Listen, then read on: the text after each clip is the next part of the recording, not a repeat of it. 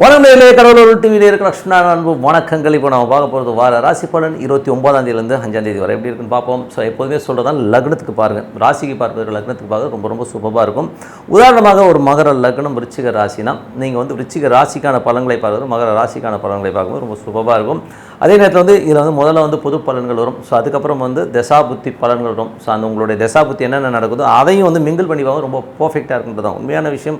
So வச்சு பாருங்கள், ரொம்ப சூப்பராக இருக்கும். இந்த வீடியோட எண்டில் டிப் ஆஃப் த வீக் இருக்குது, மறக்காமல் பாருங்கள். கடகராசிக்கு பார்த்திங்கன்னா உங்களது ராசியாதிபதி பார்த்திங்கன்னா நல்ல ஒரு நிலையில் நல்ல அற்புதமாக இருக்கிறார். வெள்ளி சனி காலகட்டங்களில் கொஞ்சம் கவனமாக இருக்க வேண்டிய ஒரு காலகட்டங்கள். ஸோ அப்போ மட்டும் ஒரு சின்ன மன உளைச்சல்கள் வருவதற்கான வாய்ப்புலாம் கொஞ்சம் பார்த்து நடந்துக்கணும். அதே ஒரு உங்களது இரண்டாம் அதிபதியான சூரியன் 10ல் இருக்கும்போது நல்ல லாபங்களும் நல்ல ஏற்றங்களையும் சூரியன் பார்த்திங்கன்னா உங்களுக்கு சுக்கிரனுடைய சாரத்தில் போகும்போது நல்ல லாபங்களையும் நல்ல ஏற்றங்களையும் கொடுத்துருவார். நல்ல உச்சமான சூரியன் வெளிநாடு சார்ந்த விஷயங்கள் நல்ல லாபங்களும் நல்ல ஏற்றங்களும் கொடுக்கறதுக்கான வாய்ப்புகள். வெளியூர் மாநிலங்களில் இருக்கிறவங்க பெரும் தன வரவை தருவதற்கான வாய்ப்புகளும் ரொம்ப நல்லா இருக்குது. குடும்பத்துக்கு தேவையான பணங்களும் ரொம்ப அற்புதமாக இருக்குங்க. சில பேர் நல்ல ஒரு சுற்றுலா செல்வது, வெளியூர் பிரயாணங்கள் மேற்கொள்வதற்கான வாய்ப்புகளும் ரொம்ப நல்லா இருக்குது. மூன்றாம் அதிபதி பற்றி பார்த்திங்கன்னா புதனாக 3-12ஆம் அதிபதி உங்களுக்கு 9ல் நீச்சமாக இருக்கும்போது கொஞ்சம் கவனமாக இருக்கணும். கொஞ்சம் வெளிநாட்டில் இருக்கவங்க புதிய வாய்ப்புகள் வருது அப்படிங்கிற ஒரு மன சங்கடங்களையும் மனத்தில் ஒரு சின்னதாக சஞ்சலங்கள் வருவதற்கான வாய்ப்புகள், அந்த மாதிரி விஷயங்கள் கொஞ்சம் கவனமாக இருக்கணும். புதிய ஒப்பந்தங்கள் கையெழுத்து போடுறதுக்கு முன்னாடி 1-4 வாட்டி படித்து பார்த்து கையெழுத்து போடுறது ரொம்ப நல்லது. ஸோ அதுக்கப்புறம் 4ஆம் அதிபதி 4 மற்றும் 11ஆம் அதிபதி சுக்கிரன் உங்களுக்கு 10ல் இருக்கும்போது தொழில் ரீதியான விஷயம் கவனம் தேவை. அதுவும் சுக்கிரன் கேதுவில் போகும்போது புதிய ஒப்பந்தங்கள் கையெழுத்து போடும்போது 1-4 வாட்டி யோசித்து கையெழுத்து போடுறது ரொம்ப நல்லது. கொஞ்சம் காமம் சார்ந்த விஷயங்களை சின்ன மன உளைச்சல்கள் ஏற்படுவதற்கான வாய்ப்புகளும் நிறைய இருக்குது. ஸோ அது கொஞ்சம் பார்த்து நடந்துக்கணும். சொத்துக்கள் சார்ந்த விஷயங்கள் கொஞ்சம் கவனமாக இருக்க வேண்டிய ஒரு காலகட்டங்கள். ஏன்னா சொத்துக்கள் விற்பனை ஆகும்போதும் நீங்கள் உங்கள்கிட்ட கொஞ்சம் யாராச்சும் ஏமாற்றுவதற்கான வாய்ப்புகளும் கொஞ்சம் கவனமாக இருக்கணும். வண்டி வாகனங்கள் ஓட்டும்போது கொஞ்சம் பார்த்து நடந்துக்கிறது ரொம்ப நல்லது. மற்றபடி பார்த்திங்கன்னா 5ஆம் அதிபதியான செவ்வாய் பார்த்திங்கன்னா உங்களுக்கு 9லிருந்து அது சனியுடைய சாரத்தில் போகும்போது கொஞ்சம் கவனமாக இருக்கணும். ஏன்னா சனியுடைய சாரத்தில் செவ்வாய் போகும்போது அது 8ஆம் இடம் தான் வேலை செய்யும்போது தேவையில்லாத கோப தாபங்களை தவிர்த்துக்கிறது ரொம்ப நல்லதுங்க. ஏன்னா எனக்கு கொஞ்சம் எமோஷன் ஆகும். குழந்தைகள் விஷயங்கள் சின்ன விஷயங்களுக்கும் நம்ம எமோஷன் ஆகுது. தொழிலில் எமோஷன் ஆகுதுக்கான கொஞ்சம் கவனமாக இருக்கணும். அதே ஒரு 6ஆம் அதிபதியான குரு. ஸோ 6ஆம் அதிபதியான குரு பார்த்திங்கன்னா 10ஆம் இடத்துல இருக்கும்போது கொஞ்சம் ஒரு சின்ன ஸ்ட்ரெஸ்ஸு டென்ஷன் இருந்ததுனால் வருகின்ற வருமானங்களுக்கு எந்த வித குறைவும் இருக்காது. நல்ல வருமானங்கள் ஏறுவதற்கான வாய்ப்புலாம் ரொம்ப நல்லா இருக்குது. கொஞ்சம் பார்த்து நடந்துக்கணும்.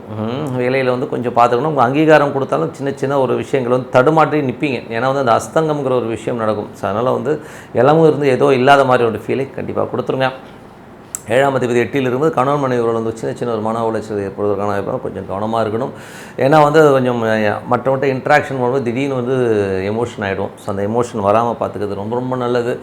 அதுக்கப்புறம் பார்க்கும்போது உங்களது 8ஆம் தேதி சனி ஆட்சி பலத்தோடு இருந்து அதுவும் குருவுடைய சாரத்தில் போகும்போது பிஸ்னஸில் ரொம்ப கேர்ஃபுல்லாக இருக்கணும். பிஸ்னஸில் தேவையான மன உளைச்சல் வருவதற்கான வாய்ப்புலாம் இருக்கணும். ரொம்ப கவனமாக இருக்கணும். 9ஆம் அதிபதியான குரு பார்த்திங்கன்னா உங்களுக்கு 10ல் இருக்கிறது நல்ல லாபங்கள் இருக்கும். வெளிநாட்டில் இருக்கிற பெரும் பணம் வரையும் தந்தை சார்ந்த உறவில் நல்ல லாபங்கள் வருவதற்கான வாய்ப்புலாம் ரொம்ப நல்லா இருக்குது. ஸோ அது நல்ல விஷயம் தான். மேற்படிப்பு படிக்கிறவங்க கல்வி உயர்கல்வி படிக்கிறவங்களாம் நல்ல வாய்ப்புகள் கிடைப்பதற்கான வாய்ப்புலாம் ரொம்ப நல்லாவே இருக்குது.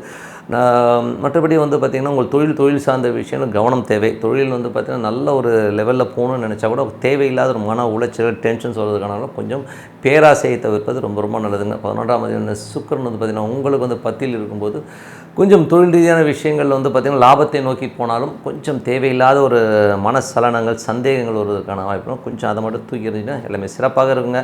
ஸோ இதுவரை பார்த்தது பொது பலன்கள். இப்போ தசாபுத்தி பலன்களை பார்ப்போம். கடக லக்னமாக இருந்து சூரிய தசாபுத்தி அந்த நடக்கிறவங்க சூரியன் பார்த்திங்கன்னா உங்களுக்கு 10ல் இருக்கிறார். ஸோ 10ல் 2ஆம் அதிபதி இருக்கும்போது நல்ல தொழில் ரீதியான விஷயங்கள் நல்ல வருமானங்கள் வருவதற்கான வாய்ப்புகள் ரொம்ப சிறப்பாக இருக்குது. அதுவும் சுக்கிரனுடைய சாரத்தில் இருக்கும்போது பெருத்த லாபங்கள் வருவதற்கான வீடுகள் சொத்துக்கள் வண்டி வாகனங்களாக நல்ல லாபங்கள் வருவதற்கான வாய்ப்புலாம் ரொம்ப சிறப்பாக இருக்குது. மற்றபடி பார்த்திங்கன்னா கடக லக்னமாக இருந்து சந்திர தசாபுத்தி அந்தரம் நடக்கும். சந்திரன் பார்த்திங்கன்னா உங்களுக்கு ராசியாதிபதி இருந்தாலும் வெள்ளி சனி நாட்களில் கொஞ்சம் கவனம் தேவை. ஏன்னா அது சந்திராஷ்டமம் டைமாக இருக்கும்போது கொஞ்சம் மன உளைச்சலையும் ஒரு எமோஷன்ஸையும் கொடுக்கும். ஸோ அந்த டைம் கொஞ்சம் ஜாகிரதையாக இருந்து கடக லக்னமாக இருந்து சந்திர தசாபுத்தியில் கொஞ்சம் கேர்ஃபுல்லாக இருக்கணும். மற்றபடி பார்த்திங்கன்னா கடக லக்னமாக இருந்து செவ்வாய் தசாபுத்தி அந்தரம் நடக்கும். செவ்வாய் செவ்வாய் வந்து உங்களுக்கு வந்து பார்த்திங்கன்னா 5ஆம் அதிபதி மற்றும் 10ஆம் அதிபதி ஆகி இருந்து அவர் வந்து உங்கள் 9இல் இருந்தாலும் ஒரு 8ஆம் அதிபதி சாரத்தில் இருக்கும் தேவையில்லாத மன உளைச்சல் வெளிநாட்டில் இருக்கும் ஒரு எமோஷன் ஸ்ட்ரெஸ் வருவதற்கான இப்போ தந்தை சார்ந்த உறவுகளால் ஒரு எமோஷன்ஸ் வருவதற்கான வாய்ப்புகளும் கவனமாக இருக்கணும். குழந்தைகளுடைய விஷயங்களும் கொஞ்சம் பார்த்து நடந்துக்கணும்.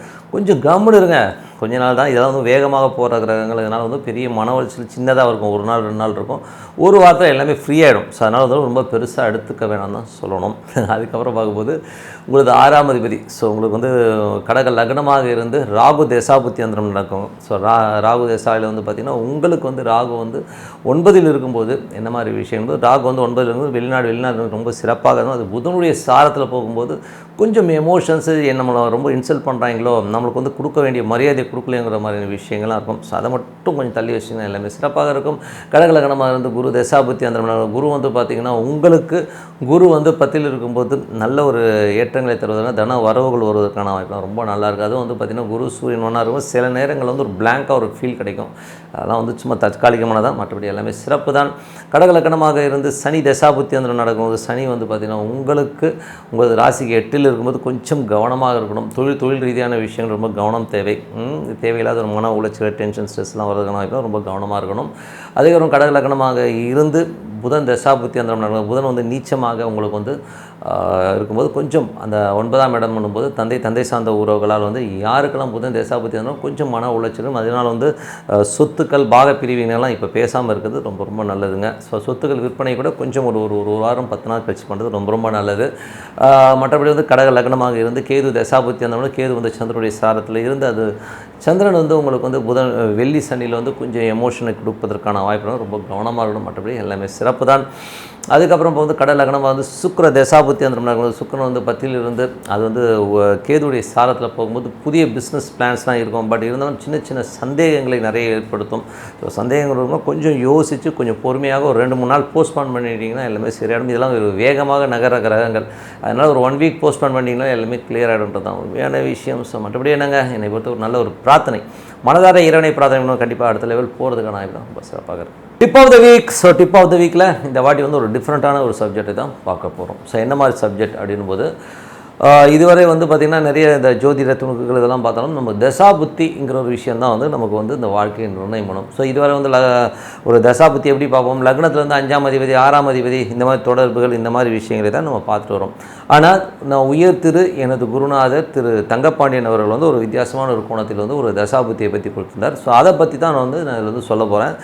ஸோ இது எப்படி பார்க்குறது அப்படிங்கிறத இப்போ நீங்கள் வந்து ஜஸ்ட் சும்மா ஜென்ரலாக தெரிஞ்சுக்கிட்டிங்கனாலே ரொம்ப யூஸ்ஃபுல்லாக இருக்கும். ஏன்னா வந்து எல்லாருமே லக்னத்தில் வந்து ஒரு கிரகம் வந்து 8இல் இருக்குது, எனக்கு அது பண்ணலை இது பண்ணலன்னு சொல்கிறதை விட அந்த தசா புத்திக்கு உரிய கிரகம் எங்கே இருக்கோ அதில் வச்சு பார்க்கும்போது ஒரு டிஃப்ரெண்ட்டான ஒரு கண்ணோட்டத்தை கொடுக்குது. இப்போது உதாரணத்துக்கு சொல்கிறேனே, உதாரணத்துக்கு வந்து எனது நண்பர் ஒருத்தருக்கார். அவருக்கு வந்து சுக்கிர தசை நடந்து மகர லக்னத்துக்கு நீங்கள் யாரை கேட்டாலும் என்ன சொல்லுவாங்கன்னா சுக்கிரன் யோகாதிபதிங்க, அந்த 20 வருஷம் வந்து அவர் சூப்பராக இருப்பார் அப்படின்னு சொல்லுவாங்க எல்லோரும். ஸோ ஆனால் நடந்தது என்னென்னா அப்படியே உல்ட்டாவாக நடந்தது. அவர் சுக்கிரனில் தான் நிறைய கஷ்டங்களை அனுபவிச்சார். எப்படின்னு சொல்கிறேன், ஏன்னா வந்து மகர லக்னத்தில் வந்து அவர் சுக்கிரன் இருக்கிற இடம் பார்த்திங்கன்னா அவருக்கு விருச்சிகத்தில் அமைஞ்சிச்சுங்க. ஸோ விருச்சிகத்தில் அமைஞ்சதுனால என்ன மாதிரி ஆச்சு அப்படின்போது தங்கப்பாண்டியன் சார் என்ன சொல்கிறாருன்னா, நீங்கள் வந்து எங்கே கிரகம் இருக்கோ அதை எடுத்துக்கோங்க. இப்போது சுக்கிரன் வந்து இப்போ விருச்சிகத்திற்குனா விருச்சிகத்தை எடுத்துக்கிட்டு இப்போ தொழில் தேவைன்னு வைங்களேன், விருச்சிகத்துலேருந்து அப்படி எண்ணிட்டு போனீங்கன்னா விருச்சிகத்துக்கு 12 வந்து உங்களுக்கு வந்து துலாம் வரும், துலாம் கன்னி சிம்மம் தான் 10ஆம் வீடாக வரும். ஸோ அது 10ஆம் வீடாக சிம்மம் வரும்போது இந்த கிரகம் இருக்கிறதுலேருந்து எண்ணிட்டு 10ஆம் வீடு சிம்மம் வந்துருச்சு. அது லக்னத்துக்கு மகர லக்னத்துக்கு பார்த்தீங்கன்னா 8ஆம் வீடாக இருக்கும். அந்த மனுஷன் வந்து அந்த 20 ஆண்டுகள் வந்து கிட்டத்தட்ட செய்யாத தொழிலில் எந்த தொழிலுமே சக்ஸஸ் ஆகும்போது மன உளைச்சல் தான் ஏற்பட்டுச்சுங்கிறது தான் உண்மையான விஷயம். அது மட்டும் இல்லாமல் அந்த சுக்கிரனதே பார்த்திங்கன்னா புதனுடைய சாரத்தில் 8 இதுவும் 8 பயங்கரமான அடி, ஏகப்பட்ட பிரச்சனைகள் கடன்கள்லாம் படாத பாடுபட்டு மனுஷன் ஊரை விட்டு ஓடுற லெவலில் இருக்கிறார். ஸோ அந்த மாதிரி திசைகளை இப்படி பார்த்திங்கன்னா ரொம்ப டிஃப்ரெண்ட். இது வந்து வெறும் தொழிலை மட்டும் சொல்லலை, இதில் வந்து பார்த்திங்கன்னா திருமண வாழ்க்கை எப்படி இருக்கும் உங்களோட திசை. இப்போ சுக்கிரன் வந்து இப்போ உதாரணம் சொன்னால் இப்போ இதே ஜாதகத்தை எடுத்துக்கோமே, சுக்கிரன் உங்களுக்கு வந்து விருச்சிகத்தில் இருக்கார். அப்படியே 7ல் பாருங்கள், 7 வந்து ரிஷபம் வந்து இல்லை மகர லக்னத்துக்கு 5ஆம் இடம் ஒன்றும் பெரிய ப்ராப்ளத்தை கொடுக்காது. ஏதாவது நெகட்டிவ் இடம்னா 6ஓ 8ஓ 12ஓ கொஞ்சம் அந்த மன உளைச்சலும் டென்ஷனும் கொடுத்தும் அவருக்கு வந்து எந்த பிரச்சனையும் கூட. பட் இருந்தாலும் சனி அங்கே வந்து ஒரு வக்கரமாக இருந்தனால சின்ன சின்ன குறைகள் மனக்கசப்புகளை கண்டிப்பாக கொடுத்துருந்துங்க. குழந்தை சம்மந்தமான விஷயங்களில் கொஞ்சம் மனக்கசப்புகளை கொடுத்துருது. கொஞ்சம் அந்த மாதிரி சின்ன சின்ன மனக்கசப்புகளை கொடுத்தனால அவருக்கு ஆனால் திருமண வாழ்க்கையில் பாதிப்பு வரல. பட் ஆனால் டென்ஷன்ஸும் மனக்கசப்பும் கண்டிப்பாக இருந்தது. ஸோ இந்த மாதிரி ஒவ்வொரு லிங்க்கும் வச்சு பார்க்கும்போது ஜென்ரலாக பார்க்குறதை விட இப்போ பாருங்கள், மகர லக்னம் ஒருத்தட்ட ஒரு ஜோதிடத்தை போய் சொன்னீங்கன்னா சுக்கிரதேசனம் ஆஹா பிரமாதம் யோகாதிபதியில் கொட்டிடுவாட்டிடுவாங்க. ஆனால் கொட்ட உலகம் ஒன்றும் இல்லைங்க, அவங்க தலையில் தான் கொட்டிட்டார். ஓகேங்களா? ஸோ அதனால் அப்படி பார்க்கணுங்கிறது தான் உண்மையான விஷயம். ஸோ இன்னொரு நிகழ்ச்சியில் கண்டிப்பாக சந்திப்போம். உங்களுக்கு இந்த டிப் ரொம்ப பிடிச்சிருக்குன்னு நினைக்கிறேன். உங்களுக்கு விடைபெறுவது உங்கள் லட்சுமி நாராயணன். நன்றி, வணக்கம். கடவுள் அருள் டிவியை பார்த்தமைக்கு நன்றிகள். மேலும் இது போன்ற தகவல்களை தெரிந்து கொள்ள கடவுள் அருள் டிவியை சப்ஸ்கிரைப் செய்யுங்கள். மறக்காமல் பெல் ஐக்கானை கிளிக் செய்யுங்கள்.